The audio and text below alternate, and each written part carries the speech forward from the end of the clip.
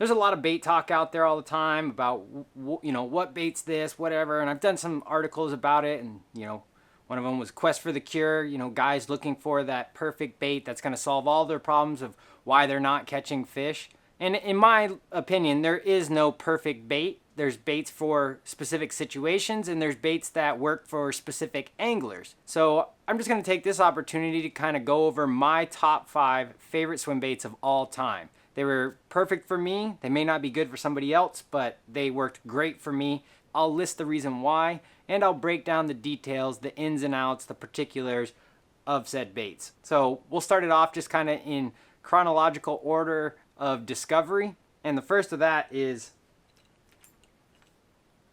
the 316 Baby Wake. When I first got into throwing big baits and I was stuck on the shore, this was the go-to nighttime pond hopping bait. This little bait is a fish catching machine. It's a blast to fish.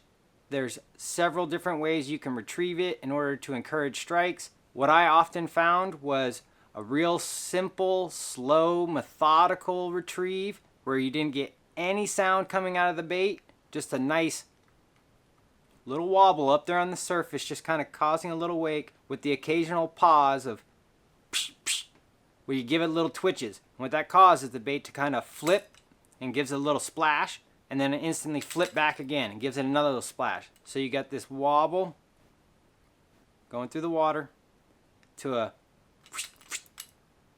and then pause again and then start that little retrieve. It was such a fun bait to fish. I don't really fish it anymore. I've got hundreds of fish on them, but such a killer little starter bait. And it's probably still great for a lot of dudes right now. I went through my fair share of these over time. I have 2 left now. They're both in the baby bass, my favorite color. They're brand new, and I'll probably just keep holding on to them. They're killer little baits. Next on the list is the Depth Silent Killer 250. Might look a little deceiving because the silent killers traditionally have that lip sticking out here, but all that takes is a simple hammer, break that bad boy off, and now you have a slide swimmer. But it's a slow sinking slide swimmer. So what you got to end up doing is adding a bunch of weight into the actual slots that are built in right here. This happens to be my favorite color. I can't remember the specific name, but I think it represents a wide variety of fish. Threw it when there's trout in the water, threw it in late fall. Maybe they were thinking it was a carp. I don't know. But prior to these being widely available in the US, you'd end up getting them off eBay or some online dudes on the forums or whatever selling different baits. To think that I was buying them at 89 bucks, not a lot of guys were throwing them. You were just getting insane responses from the fish. It was literally like they had never seen something like this before. They'd come out all fired up and just chew the bait. This one's been retired because I've bent that line tie, and I've bent it back and forth so many times that I know it's just a matter of time before that's just going to break off. So it's been retired. It hangs on the shelf now. It's got a little bit of dust on it. I've caught a lot of fish on this bait, but there you have it. Depth's Silent Killer 250, been modified to be a slide swimmer.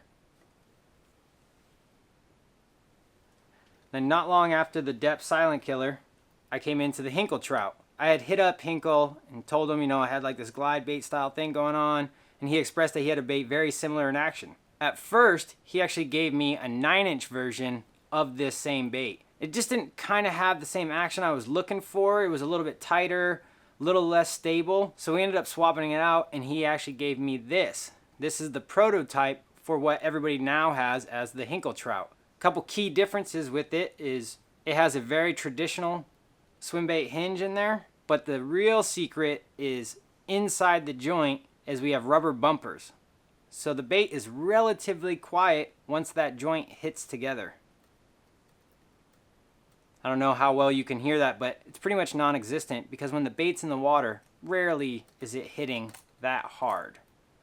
Another key feature about this bait is it's a super slow sinker, almost to the point where it floats sometimes. But I fish it on fluoro, so that ends up bringing it down. In order to counteract the bait rising up, and it's no longer here, but I did drill in and put a large tungsten nail down the throat of the bait. That way, just kind of putting weight up in the head to make it stay down, so it counteract that line pulling it up. Overall though, this bait performed really, really well. This is extremely realistic. It had that mute paint job, It's a rattle can job that Andrew originally did. I ended up rubbing so much off of it that I just rattle canned silver on it on my own. And that's what I ended up catching the 17 on this bait with just silver spray paint. Nothing else. I still think that this is probably one of the best glide baits ever made. This specific bait, there are very few baits out there that I have seen swim how this bait does. After the glide bait thing kind of started wearing out on me and it seemed like they weren't so responsive, I had to go back to those soft baits, and I've mentioned it in another video. I had fished the Hud a lot, and the Hud is by far probably the most widely successful soft bait of all time. It is responsible for so many big fish. It is consistent, it is affordable, just you couldn't ask more from a soft bait. The only issue I had with it was a lot of guys were fishing it. It's easy access, so a lot of dudes were throwing it. I needed something that kind of like separated my stuff from other dudes, so I started throwing the Baitsmith. Now, I didn't like the original Baitsmiths that were solid white, kind of lackluster paint jobs on them, but when he started doing the new stuff and selling it on eBay, and it had just these impeccable paint jobs on them, clear plastic, extremely eye-catching. It also has a different action than Hud's, so that kind of sets it apart, whereas with the Hud, you get a little bit of a wider tail kick.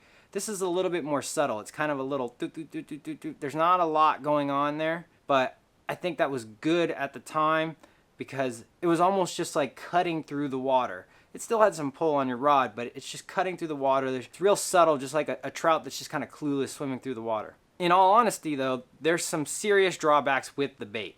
Any user should know that when fishing this, they need to do some serious maintenance on it in order to really make it work. I think we've all kind of heard about stinger issues, this breaking off. I found a remedy for it. Never had any issues with this breaking off, but definitely broke harnesses in the early stages, whether I'm, throwing it into a spot, shockingly breaking on water. Once I sorted that out, I had no issues with the bait. It always held up. If there was something, it was something I could fix. But what I would do is I would cut open the bottom of the bait, I'd pull out the harness, and just like rebar and concrete, I would drive steel wire down through the foam, all the way through the front of the bait, out the back side of the foam. That just reinforced the foam just enough so that when it was making contact with things, it would flex, but it wouldn't break. And even if it did break, all that wire was in there, so it was relatively a non-issue. Another thing that I witnessed with this bait versus, say, a Hud, so with the Hud, it really folded up in the mouth well, whereas this bait's a lot stiffer, so you don't really get that fold-up action. It takes a lot of pressure right now for me to fold this bait in half, and even then, I still have about 4.5, 5 inches of bait, so the stinger hook was always very key to me. And if you notice, you can see that there's a lot of bites back here with the way that paint has been removed. A lot of fish come up and we're grabbing it back like this, or from the way I hooked them, it seemed as if that's how they were grabbing it. Maybe they were headshotting it, but if you look closely, there's not a lot of paint missing up here. A lot of damage to the front, and that's from fishing it against rocks, things like that, but all that damage is done back here for the most part. My rig up on it is a 65 single strand steel leader wire with 2 A2 crimps on a size 2 decoy hook. Also, other little bells and whistles I would do is I'd cut the fins so that you get a little bit more flair to them. I don't know if it actually mattered. It mattered in my mind, so that's the most important thing, I guess. And then I'd always upgrade those eyes and put in little glass eyes. I just feel like it just give it that little extra flash, extra realism. Caught a lot of big fish up into the teens on this bait. Maybe not this specific one, even though this one's caught a lot of fish, but just the Baitsmith Magnum in general. And last, I'm a little bit biased on this one, but the Battle Shad 9.0. I designed the bait, I designed it for a reason, and it's far exceeded my expectations of it. The 7.5 is a killer little bait, but I feel like the 9.0 just kind of gives me that upper edge. It weeds out some of the smaller fish and just really draws in the big bites. My favorite thing about this bait is the versatility where I can pretty much fish it anywhere I want to. I can throw it into the nastiest stuff, and 99.9% of the time, if the bait's rigged right, it's gonna come through there. When you get bit on this bait, you know you got bit. There's no nibbling about it. that's the other thing I love so much about it. It really brings back the thrills of swim bait fishing and swim bait bites, where you know you got bit. It's a serious boom. That's what you feel. I think the fish just absolutely just boom, suck the bait in. There's no second guessing it on them. I don't notice I get a lot of followers on the bait. It's just long cast, retrieve to boom, getting drilled. The bait has a lot of flex to it, so just with that one single swim bait hook, in my mind, is plenty enough. If you fold the bait up with relatively little pressure, your hook's right there. There's a lot of folding that goes on there. It's extremely flexible. It's got a real clean look to it, different than a lot of stuff out there on the water. Really oversized, tall profile, and a nice twisting action of the tail. I spent all last season on it. I caught a lot of fish, all in different types of water. It was just a killer bait. Really stoked on it, and that's why it's my number 5. Again, I'm a little biased because I designed the bait, but who cares? So there you have it. That's my top 5. There's some close 6, 7s, and 8s, but for the most part, those are my top 5 best big fish catching baits of all time. If you have any questions about these baits, or you want to share your top 5, feel free to hit it down in the comments.